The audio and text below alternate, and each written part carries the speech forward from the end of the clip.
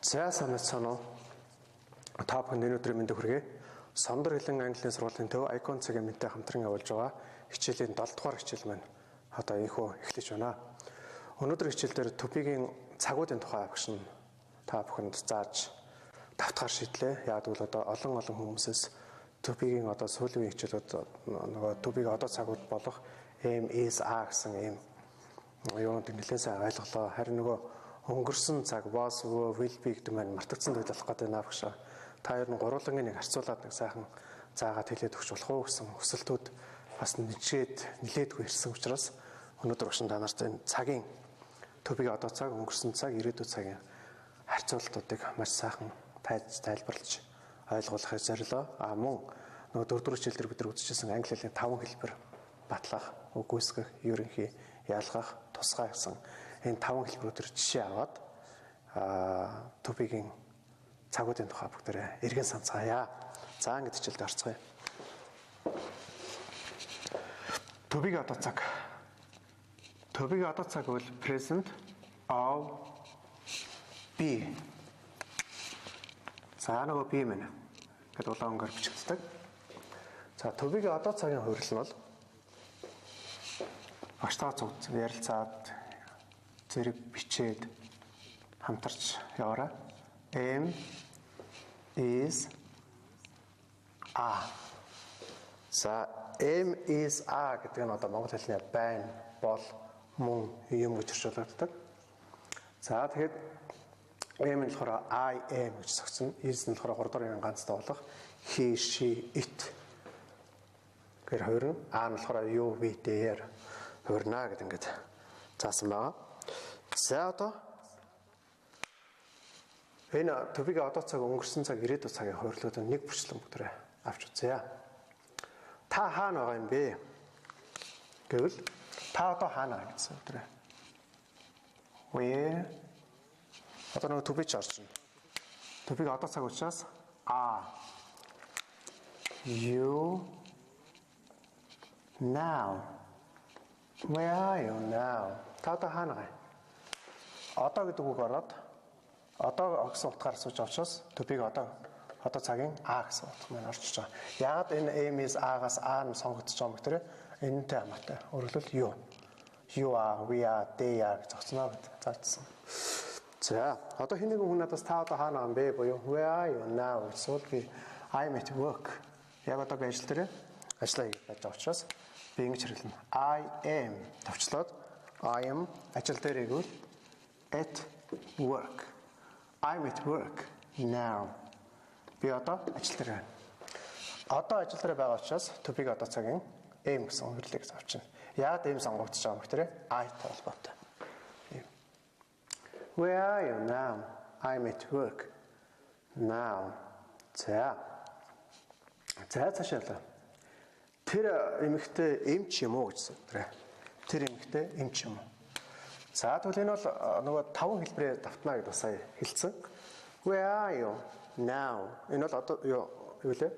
Special question буюу тусгай асуулт шүү дээ. Яг бол асуугүйгээр эхэлж байгаа учраас. I'm at work now гэдэг нь батлах хэлбэр. Хүрнэж байна. Батлаж байна. Одоо өдөр ерөнхий асуулт асуух чинь. Тэр эм ч юм уу? Яагаад ерөнхий асуулт болж байгаа юм бэ? Нөгөө туслах хэлбэр эхэлчихэж шүү дээ. Хариулт нь yes no шаардлагатай. За ингэж орчуулъя. Тэр эмэгтэй эм ч юм уу? Is she a doctor?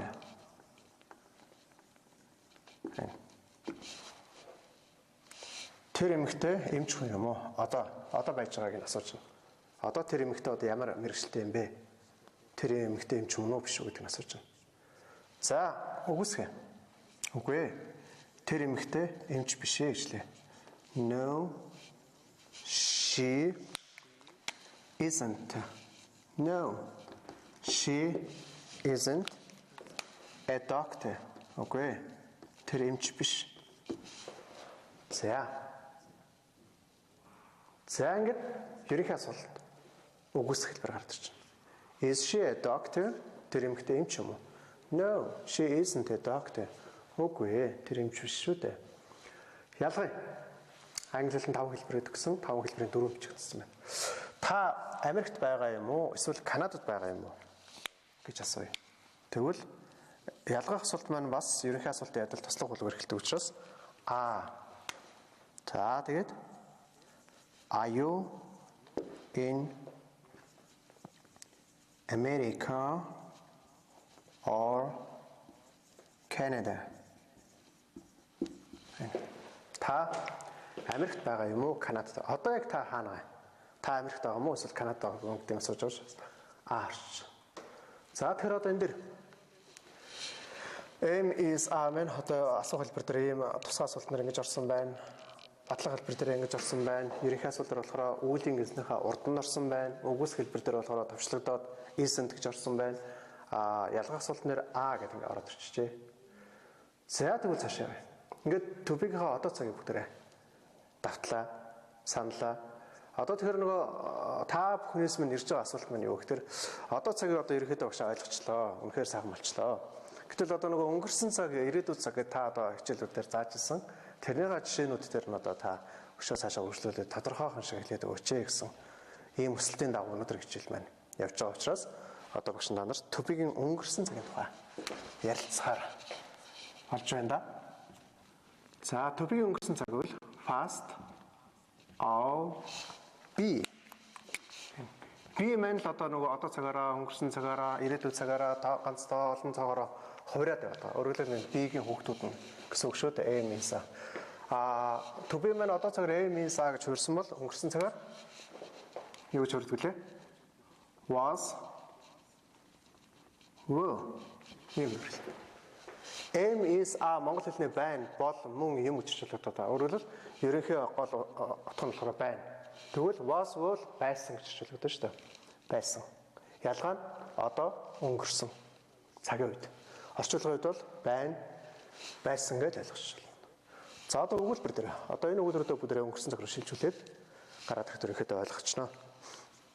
Та хаана байгаа юм бэ гэвэл where are you now гэж. Тэгвэл та хаана байсан бэ гэдээ одоо өнгөрсөн цаг руугаа бүгдээ хуургаж гаргаж ирж байна. Тэгвэл үгүй. Where. Одоо нөгөө гэдэг төбөгийн одоо цагч нь were болж өрнө шүү дээ.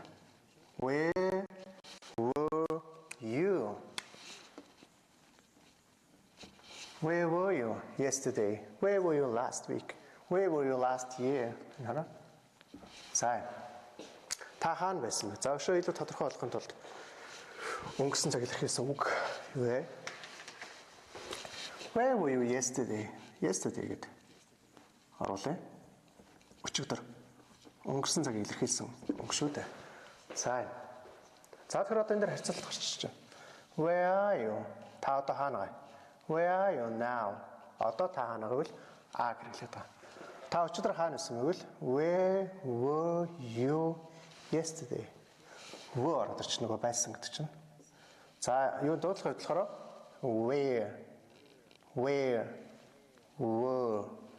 where were you yesterday? Та өчигдөр хаана байсан?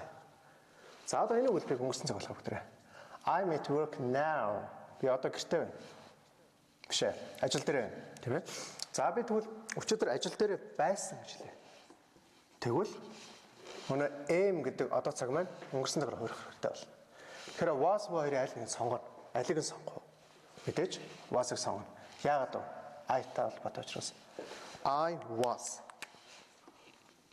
Өнөөдөр бол ерөөсө дөрвөн чиглэсэн, дөрвөн голлсон ийм хичээл орж байгаа учраас багш нь одоо нэлийн дөрвөн талдаа нэлийн голлож тайлбарлаж өгч байгаа гэдэг бүгд хараад аваарай. I was at work yesterday. I was at work yesterday. I was at work yesterday. Орчуулбал би өчигдөр ажил дээр байсан. Би өчигдөр ажил дээр байсан. За тэгэхээр энэ хоёр өгүүлбэрийн утга нь ялгаа нэг харагдаж байна. Where are you now? Та одоо хаана вэ? Төбийг одоо цагаар бичигдсэн байна. Where were you yesterday? Та өчигдөр хаана байсан бэ? Төбийг өнгөрсөн цагаар ингэж орчиж байгаа. За тэгвэл I'm at work now. Би одоо гэртээ байна. I am нь одоо цаг. I was at work yesterday. Би өчигдөр гэртээ байсан гэж. Was. Өөрөлдөл am өнгөрсөн цаг дээр was болчихж байгаа. Өнгөрсөн өдрөө were очиж. За цаашаалаа. Is she a doctor? Тэр эмэгтэй эмч юм уу? Одоогнаас одоо асуудаг. Тэгвэл одоо өнгөрсөн үеийн асуудаг. Тэр эмэгтэй эмч байсан юм уу? Би одоо тэр эмэгтэйг эмчүүлснэг одоо мэдээгүй шүү дээ. Одоо хэдэн жилийн өмнө тэр эмэгтэй эмчүүлсэн юм уу? Урд нь одоо эмчүүлсэн юм уу? Одоо тэгээ ажлаас олцсон юм уу гэдэг ч юм уу. Иймэрхүү маягаар ярил was she a doctor? За одоо юу гэсэн утгатай үгээр гардаг вэ гэхээр тэр эмэгтэй эмч байсан уу гэж. Энэ үгээр болохоор тэр эмэгтэй эмч юм уу? Одоо тэр эмэгтэй эмчийн мэргэжилтэй юм уу? Is she a doctor? Одоо цаг. Was she a doctor? Өнгөрсөн цаг. Is she a doctor? Тэр эмэгтэй эмч юм уу? Was she a doctor? Тэр эмэгтэй эмч байсан уу гэж. No, she isn't a doctor. Үгүй, тэр эмэгтэй эмч биш шүү дээ. Одоо тэр эмэгтэйг эмч биш тухайг яриад байна. Isn't гэдэг. Тэгвэл өнгөрсөн цаг дээр. Үгүй, тэр эмэгтэй эмч байгаагүй шүү дээ. Тэгвэл no, she wasn't. No, she wasn't a doctor. Үгүй, тэр эмэгтэй урд нь эмч байгаагүй. Одоо ч эмч биш гэдэг ч юм уу. Эсвэл одоо тэр эмэгтэй 10 жилийн өмнө эмч байгаагүй. Байгаагүй. Was not гэдэг маань монгол хэлний орчуулгатаа байгаагүй гэж хэлж байна. За энэ дээр харъя. Are you in Canada or are you in America or Canada? Та Америкт байгаа мó, Канадад байгаа мó? Одоог асууад байна. Одоо та хаана байгаа? Тэгвэл өнгөрсөн цаг дээр. Та Америкт байсан юм уу, Канадад байсан юм уу гэж асуух гэдэг. Тэгвэл өнөө А гэдэг тупиг одоо цаг маань were болж өрн шүү дээ. Were you in America or Canada? За агш ингээд авчилчээ. Гол ялгаа нь А were хоёр байна. А тупиг одоо цаг, were тупиг өнгөрсөн цаг. Агаар асуувал та Америкт байгаа мó, Канадад байгаа юм уу гэсэн. Were-гоор асуувал та Америкт байсан уу? Эсвэл Канадад байсан юм уу гэд ингэж байгаа. Ингэж сурж байгаа. За тэгэхээр энэ бас л нэг 5 хэлбэр чинь. Энэ бол special question. Тусгай асуулт. Энэ болохоор positive form батлах хэлбэр. Энэ нь general question. Ерөнхий асуулт. Энэ negative form үгүйсгсэн хэлбэр. Энэ disjunctive question ялгах асуулт. Ерөөсөө энэ 5 өгүүлбэрээр л хүмүүс санал бодлоо харилцан солилцож одоо би энийг ойлгох юм боломжтой. Тийм учраас энэ 5 хэлбэрийг сургалтандаа бид нар байнга ашиглах ёстой. Энэ 5 хэлбэрээр өгүүлбэрүүд зохиож, өгүүлбэрийн бүтцийг цээжилж, өөр юм болгож хэрэглэж сурах хэрэгтэй гэдгийг багш нь хэлье. За өнөөдөр хичээлээс сэдв маань энэ байсан. Tenses of be. Be-ийн цагууд гэж байна. За тэр одоо төв маань одоо өнгөрсөн ирээд өгсөн 3 цагаар хувирдаг. Тэр 3 цагийн хувирлын өмнө урдлын хичээлээр заасан байгаа. Тэр заасан хичээл өнөөдөр дахиж давтаж ялгааг нь маш сайн ойлгох юм зорилгоор явагдаж байгаа юм хичээл байгаа. За ингээд төвийг одоо цаг, төвийг өнгөрсөн цаг хоёрыг үзчихлээ. Одоо ирээдүйн цаг нь. Ирээдүй. Бигийн ирээдүйн цаг бол future of be.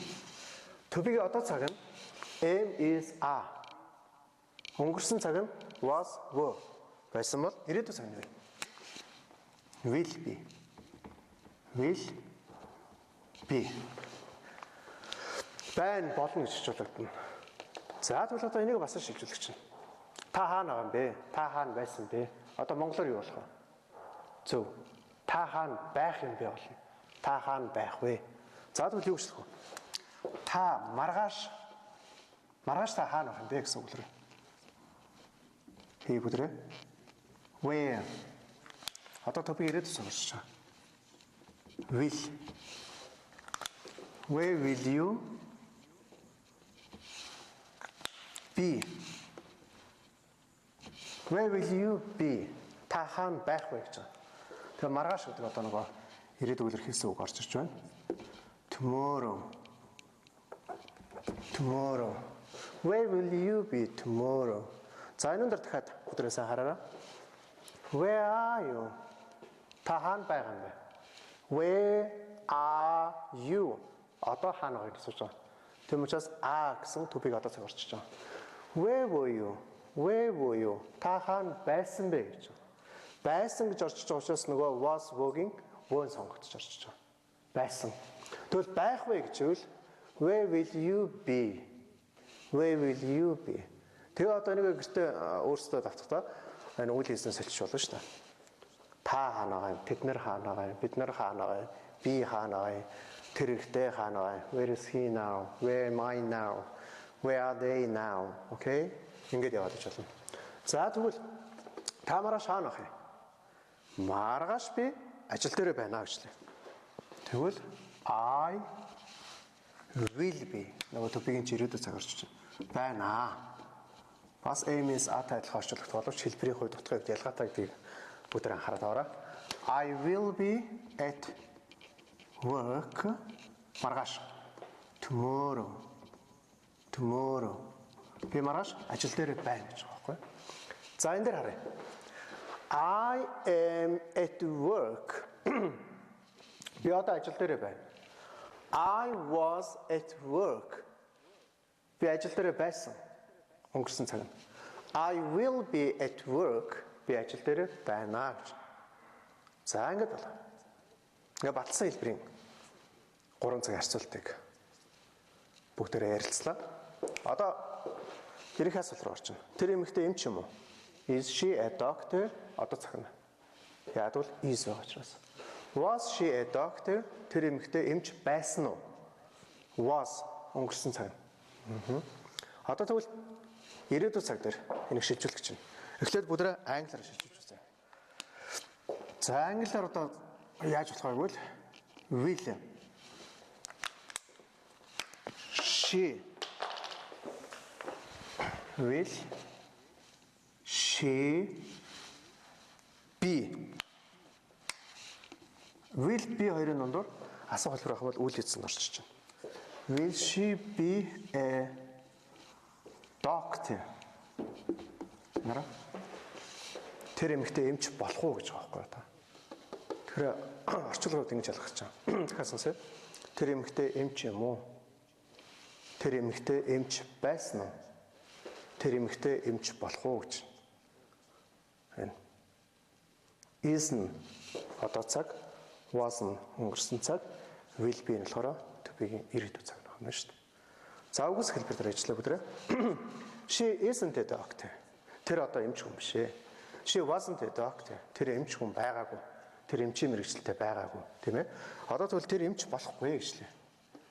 Үгүй ээ, тэр эмч болохгүй. No. She will not болно. Will not мэн давчлагдахаараа won't be. Won't be. No, she won't be a doctor. Үгүй ээ. Тэр эмч болохгүй. Ирээдүйд одоо тэр эмч болохгүй. Тэр одоо инженер болно гэдэг ч юм уу, тийм ээ. Эсвэл одоо тэр эдийн засагч болно. Тэр бол эмч болохгүй. Эмч бол тэрний одоо ирээдүйн мэргэжил биш ээ. Гэвч юм бол no, she won't be a doctor. Ингэж орчихно. За сүүлчийн хэлбэр. Та Америкт байгаа мó, Канадад байгаа мó? Одоо асууж байвал Are you in America or Canada? Та Америкт байсан юм уу? Эсвэл Канадад байсан юм уу? Were you in America or Canada? Байсан уу гэвэл were орж ийн, байна уу гэвэл are орж. Тэгвэл бүгдээрээ ирээдүйс рүү шилжүүлээ. Та Америкт байх юм уу? Эсвэл Канадад байх юм уу? Will.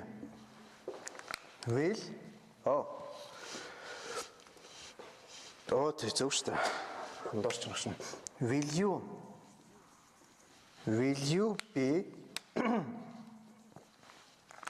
in America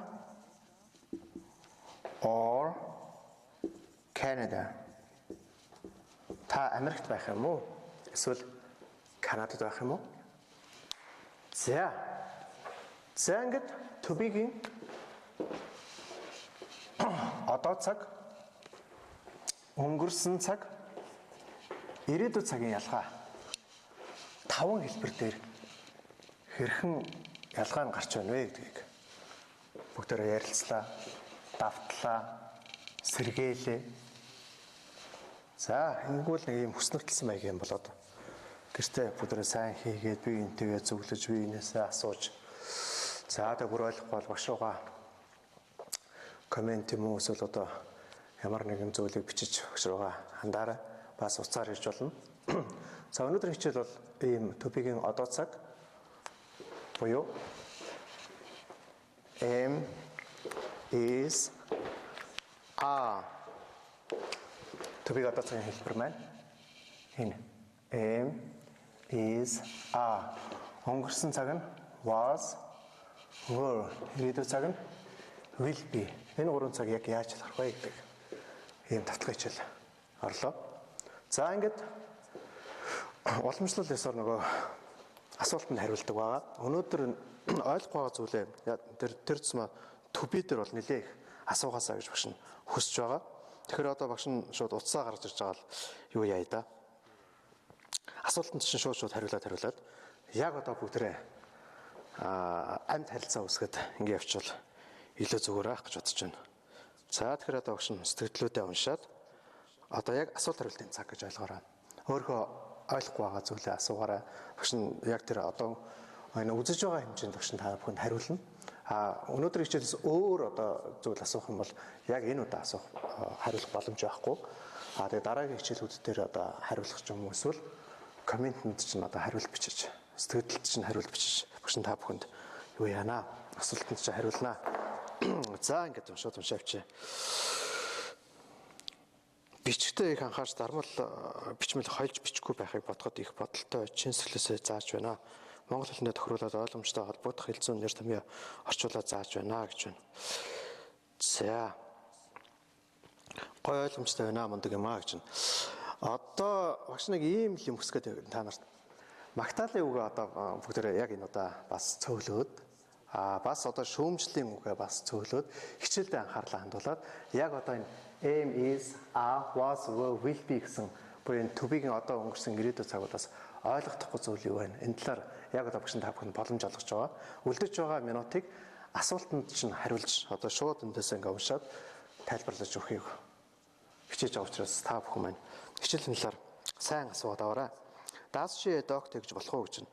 Does she a doctor гэж хэлж болохгүй шүү дээ. Яг гэвэл энэ дүү даас гэдэг маань өөр цагийн өөр туслах хүлэг гарч ирж байгаа. Энэ дараагийн хичээл дээр маш сайн заагдана. Одоо өнөөдөртөө бол is she a doctor гэсэн ганцхан хэлбэр гэдэг юм аа гэж ойлгож байгаа. Юунаас хамаарат is норж байгаа юм гэхээр doctor-аас хамарч байгаа. Буюу эмчээс хамарч байгаа. Гэх мэтэр одоо ингэж юу гаяараа асуултуудаа сайн асууад аваарай.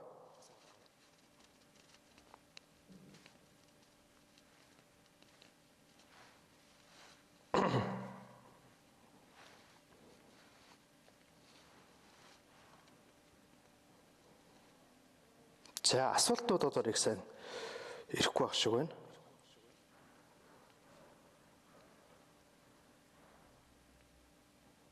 За тэгвэл багш нь өөр бас нэмж юу яа? Нэмж одоо юу байх вэ гэхээр одоо төбигийн хэрэглээнүүдийг багш нарт уртлын хичээлээр заасан байгаа. Төбөмөр одоо эргэж санахад бол ямар нэг юмыг асуухтаа хэрэгэлдэг, өнгийг асуухад хэрэгэлдэг. Өөрөөр хэлбэл одоо яг та хэрэглээндээ буюу яриандаа одоо топик яг яаж ашиглах вэ гэдэг бас эргээд бүгд нэг санч. Ямар нэг юм яг асуух топик хэрэглэнэ. What is it? Энэ юу вэ? What's that? Тэр юу вэ? What are these? Эднэр юу юм бэ? What are those? Тэднэр юу юм бэ? За мөн өнгийг асуух хэрэгэлдэг. What color is your pen? What color is your car? Тийм ээ? What color is it? Энэ ямар өнгөтэй юм бэ? За мөн сар өдрийг асуух хэрэгэлдэг. What's the date today? Today is the 18th of November. Мөн гаригийн асуух хэрэгэлдэг. Гариг. What day is it today? Today is Friday. За мөн топикийг нөгөө байрлал болон байршлыг асуухад одоо сая бид нар үзлээ. Та одоо хаана байгаа, хаана байсан, хаана байх вэ? Where are you? Where were you? Where are you now? Where were you yesterday? Where will you be next year? Maybe. За мөн цагийг асуух хэрэгэлдэг. What time is it? Цагийг асуухтаа нөгөө цагийн нүрийг 4 хуваагаад хэлэхэд хэцүү байгаа бол Одоо шууд монголоор хэлж байгаа юм шиг хэлж болно. Жишээлбэл what time is it? It's 1:24. 1 цаг 24 минут гэдгийг 1:24 гэдэг хэлж болно. За мөн одоо how much is it? Ямар үнэтэй юм бэ? Энэ ямар үнэтэй юм бэ, тийм ээ? How far is it? Одоо хэр хол юм? How big is it? Одоо ямар одоо хэр одоо том юм бэ юм уу? Тэр одоо нөгөө хэмжээг асуух хэрэгэлдэг, үнийг асуух хэрэгэлдэг, зайг асуух хэрэгэлдэг гэдэг ч юм уу. За тэгээд өчигд түрүү чиглэлээр бас нэмж бас одоо хүний нэрийг асуух хэрэгэлнэ, name, овгийг асуух хэрэгэлнэ, surname, улс үндэстнийг асуух хэрэгэлнэ, country and nationality, насыг асуух хэрэгэлнэ. Та одоо хэдэн настай вэ, тийм ээ? За одоо таны төсөөлөр одоо хэдэн сарын хэдэнд болдго юм бэ?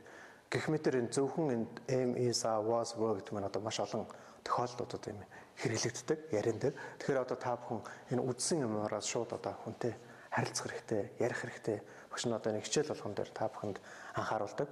За энэ дээр түрүүчийн дээр болохоор та хэдэн он төрсөн бэ, хаана төрсөн бэ гэдгийг давтаагүй цаг маань дууссан байгаа. Энийг багш нь та нар бас дахиад хэлээд өгчээ.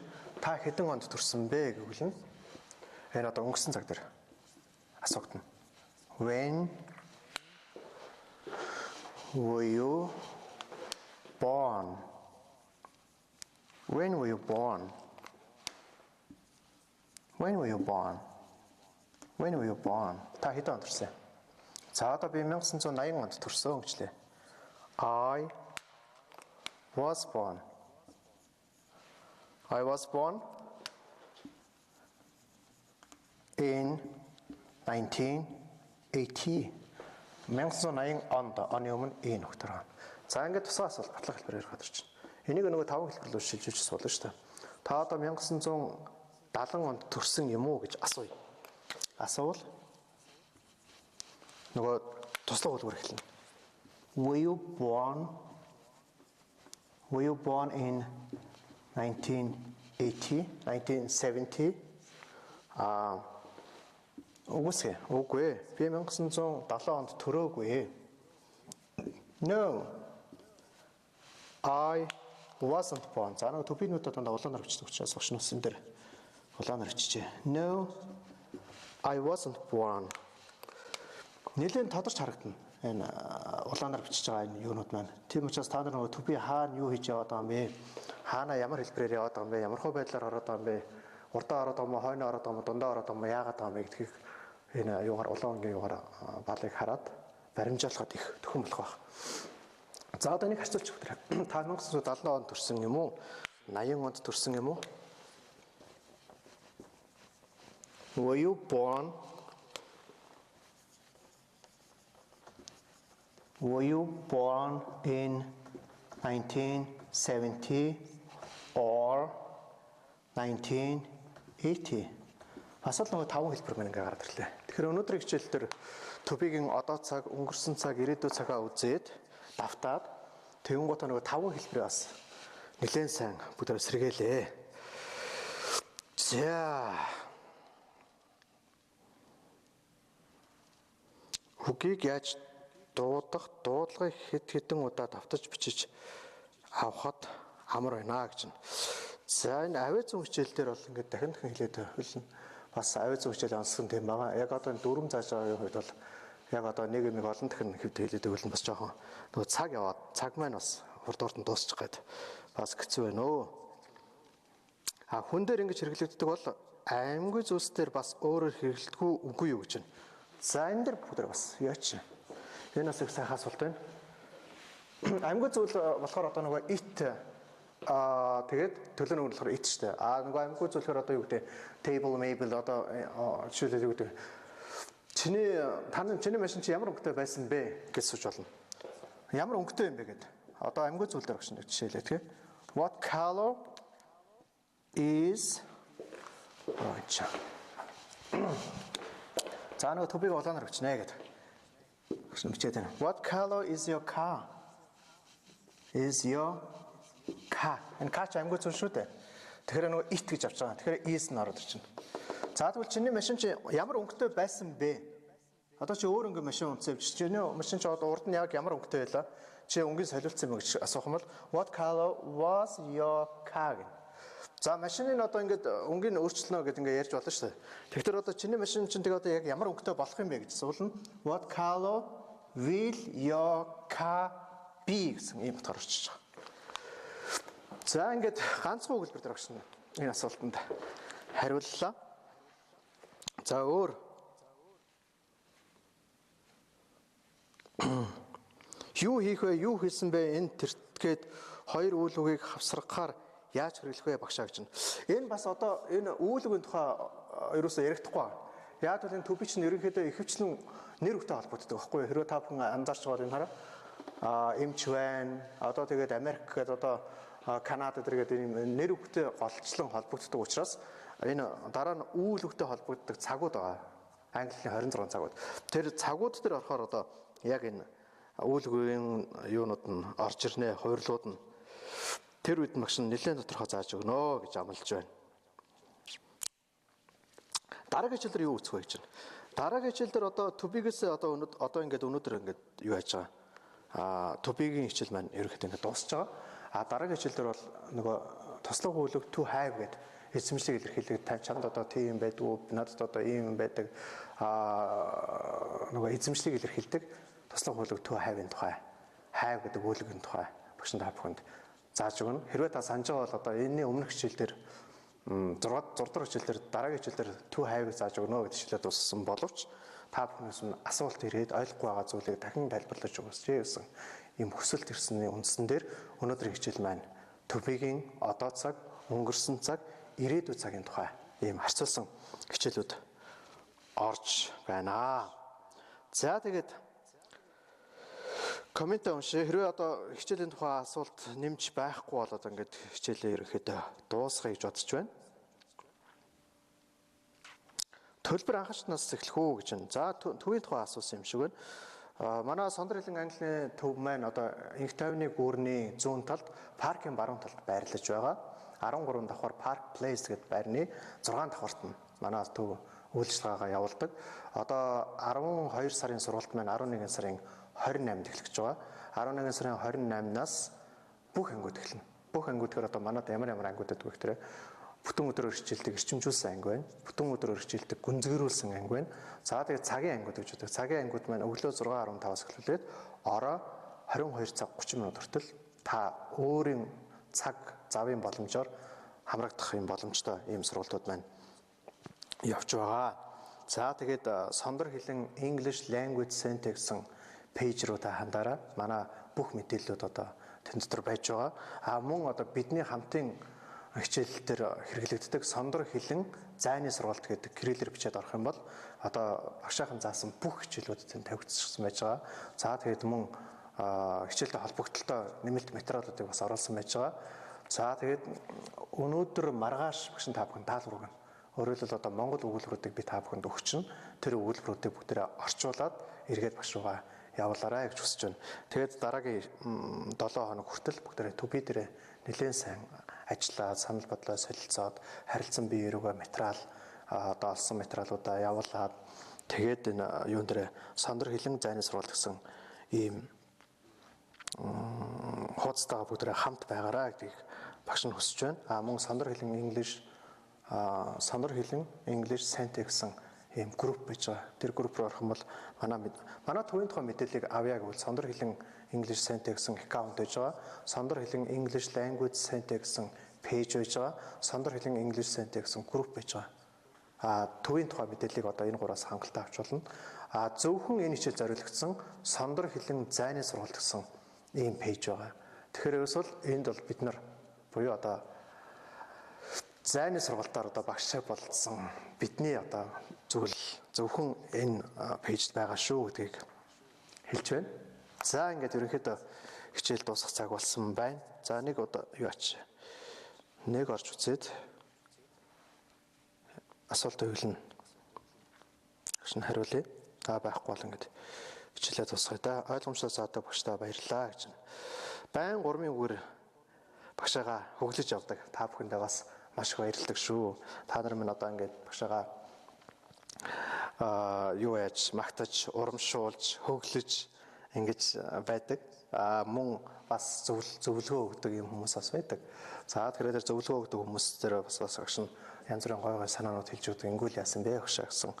За мөн алтаа оноо бас гардаг. Одоо мэдээж одоо шууд хичээл явж байгаа учраас заримдаа одоо би яг одоо нөгөө монголчууд нөгөө зөв ярьж буруу ойлгодог гэдэг шиг нэр одоо яг санчлаа багш нэхлээд энэ 4-р хичээл дээр нөгөө ямар хичээл дээр хэлээ нөгөө чимгээгийн төрсөн өдөр өнөөдөр чимгээгийн төрсөн өдөр гэдэг энэ дээр бүгд нэг анхаарлаа хандуулчаарай. Today is Chimge's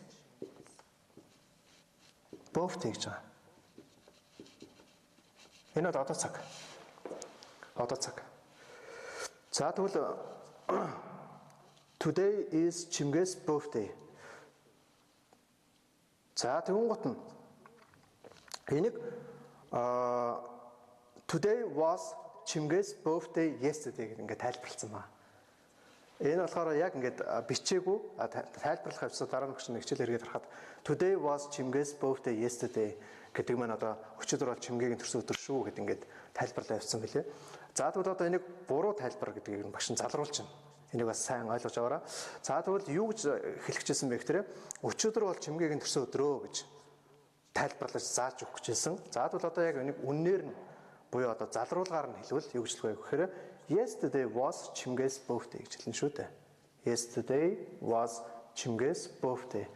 Хайхрамжгүйгээр ингээд тайлбарлаад ингээд явцсан билээ. Тэгэхээр иймэрхүү бас алдаанууд бас гардаг. Тэгэхээр бас та бүхэн бас багшаа ийм тохиолдолд та алдсан билээ шүү гэдэг хэлвэл бас дараа хичээлээр бас тайлбараа залруулад ингээд явна.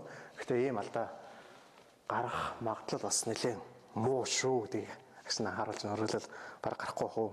Гэхдээ бас хүн юм чи алдаа оноо гаргадаг шүү дээ. Тийм ээ. За ингээд энэ өдрийнхөө хичээлийг үгээр дуусгая. 7 хоногийн хугацаанд ойлгоогүй зүйлээ ойлгож төбийгээ бүгдээ өөр юм болгож хэрэглээж тэгээд ойлгохгүй зүйлүүд нь багшаасаа асууж бүгдээ хамтдаа 7 хоногийг пэйж дээр сондөр хэлний зайны сурвал пэйж дээр өнгөрөөцгөөе. Тэгээд эх 7 хоногийн буюу баасан гаригийн эх 7 хоногийн баасан гаригийн 13 цагаас шинэ хичээлтэйгээр иргэн уулзцаая. Анхаарал тавьсан та бүхэндээ баярлалаа. Энэ удаагийн хичээл энэ хүрээд өндөрлж байна. Та бүхэнтэй Сондөр хэлний англи хэлний сургуулийн төвийн багш Стимурат